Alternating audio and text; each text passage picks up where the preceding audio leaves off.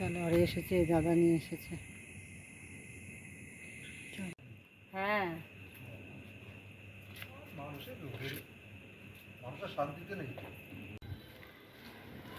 Good afternoon বন্ধুরা, আমি রুবিস kitchen থেকে বলছি। কেমন আছেন সবাই? আশা করি সবাই ভালো আছেন, আমিও ভালো আছি। আজকে ভালো আছি বলবো না, মনটা খুব খারাপ।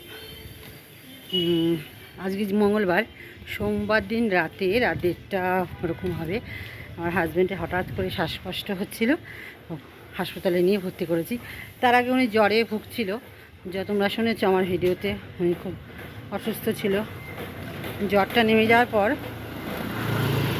জ্বরটা যেই চলে গেছে, তারপরে ওনার শ্বাসকষ্ট শুরু হয়েছে। তো রীতিমতো ওনাকে হাসপাতালে ভর্তি করা হয়েছে রাত 1:30টার সময়। আমি আর ছেলে মিলে গিয়ে ভর্তি করেছি। তো সেই জন্য একটু মনটা ভালো নেই। তবে দেখতে গিয়েছিলাম 11টার সময়, এখন একটু ভালো আছে। আজকে মঙ্গলবার, তো জানোই তো আমি বিপত্তারিণী পুজো করি, তারপরে শ্রাবণ মাস। তো এখন উপোস হয়ে আছি। এখন বাজে দুপুর 1:30। এখন অঞ্জলি দিতে যাচ্ছি। ঠাকুরমশাই মানে আমার গুরুদেব আমার জন্য বসে আছে। আমি সব পুজোর যা যা লাগে সব দিয়ে এসেছি, শুধু আমি অঞ্জলিটা দিতে পারিনি। দেখে এসে অঞ্জলি দেবো, এটুকু আমার গুরুমশাইকে বলেছি।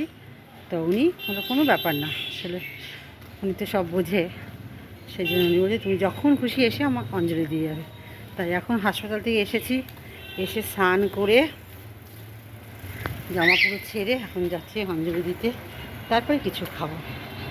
তারপরে বিকাল আবার 4টের থেকে, তারপর বিকেল 4টের থেকে আবার 6টা পর্যন্ত আছে। আয়া রেখে এসেছি, আর ছেলে রাতে থাকবে। সোমবার দিনও ছেলে রাতে ছিল। ওর রাতে ডিউটি করে তারপর থাকার খুব টাফ হয়ে যাচ্ছে, সেই জন্য আয়া রেখে দিয়েছি। আর এখন যাবো ঠাকুরমশাইয়ের অঞ্জলি দিতে। চলো, ঠিক মতন ব্লগও দিতে পারছি না, তো আস্তে আস্তে সবই তোমাদের সাথে শেয়ার করব। আর এইসব হাসপাতালের ভিডিও আমি ঠিক দিতে পারলাম না, কারণ সবাই তো পছন্দ করে না, আর বিশেষ করে আমার ছেলে পছন্দ করে না হাসপাতালের ভিডিও দেওয়া। সেই জন্য আমি দিতে পারবো না। চেষ্টা করবো অল্প একটু তুলে তোমাদের সাথে শেয়ার করার জন্য। তো চলো, কষ্ট হচ্ছে আমারও, আজকে খুব দৌড়াদৌড়ি হচ্ছে। তারপরে আমার পায়ের ব্যথাটা আছে, পায়ের ব্যথা বেড়েছে। ওষুধ খাচ্ছি যদিও, দেখা যাক। কি নোংরা রাস্তাঘাট। চলো পরে আসছি। তো চলে গিয়েছিলাম আমার গুরুমশাইয়ের বাড়ি। সেখানে গিয়ে আমি পুজো দিতে বসে গেছি। আর সেই সময় সবাই পুজো দেওয়া অঞ্জলি দেওয়া হয়ে গেছিলো, আমার জন্যই গুরুমশাই বসেছিল। এতক্ষণ ধুতি পরা ছিল উনি, অনেকটা টাইম হয়েছে, 1:30 হয়ে গেছে। 1:30টার মধ্যে তো অসম্ভব, তা না? তাই তিনি পুজোর পোশাকটা ছেড়ে দিয়েছে। এবার পরিষ্কার গামছা পরেই ছিল, তাতে কোনো অসুবিধা নেই। গুরুমশাই ঠাকুরমশাই তো একই ব্যাপার। তো যাই হোক, আমার কাছে বস্ত্রটা কোনো ব্যাপার নয়, তোমরা হয়তো দেখে বলবে, সেই জন্যই আমি কথাটা বললাম। আর এদিকে আমি অঞ্জলিটা দিয়ে নিলাম, আর গুরুমশাইয়ের সঙ্গে ঠাকুরের বিষয়ে কথা বলছিলাম। আমার যদি ঠাকুর আমাকে যদি দিয়ে অনেক দেয়, ঠিক আমি ঠাকুর এই রকম প্রতিমা এনে পুজো করব, এটাই কথা বলছিলাম ঠাকুরমশাইয়ের সাথে।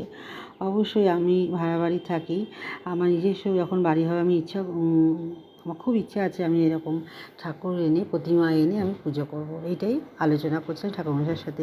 তারপর আমি বাড়ি চলে এসেছিলাম, এসে নিয়েই বিস্কুটকে খেতে দিয়ে দিয়েছি, কারণ বিস্কুটকে খেতে দেয় তো বিস্কুটের বাবা, আর বিস্কুট তো মানে বাবা ছাড়া খায় না। তো খেতে দিয়েছি, খাচ্ছে। আর চলে গিয়েছিলাম হাসপাতালে। আর এই দেখো আমার হাজব্যান্ডকে একটু দেখিয়ে দিলাম, বলে না ভিডিওটা করাটা খুব টাফ, করা যায় না। তো দেখিয়ে নিয়ে আমি হাসপাতাল থেকে নিচে নামছি, কারণ অনেকগুলো কাজ বাকি, সেইগুলো আনতে হবে। ওনাকে দেখেই চলে গিয়েছিলাম। আর যেহেতু এটা ছেলেদের ওয়ার্ড, সেই জন্য একদম টাইম ছাড়া থাকা যাবে না, মেয়েদের এখানে অ্যালাউ নেই। তো আমি 11টা 11:30টায় পৌঁছে গিয়েছিলাম, 12:30 পর্যন্ত টাইম ছিল। তো ওনাকে দেখে আমি চলে এসেছিলাম। এদিকে কী বৃষ্টি হচ্ছে দেখো, ছাতি মাছি নিয়ে দাঁড়িয়ে আছি। কিছুক্ষণ থেকে ছেলে আসবে, তারপরে আমি চলে যাব, ছেলের বাবার কাছে থাকবে, সেই জন্য।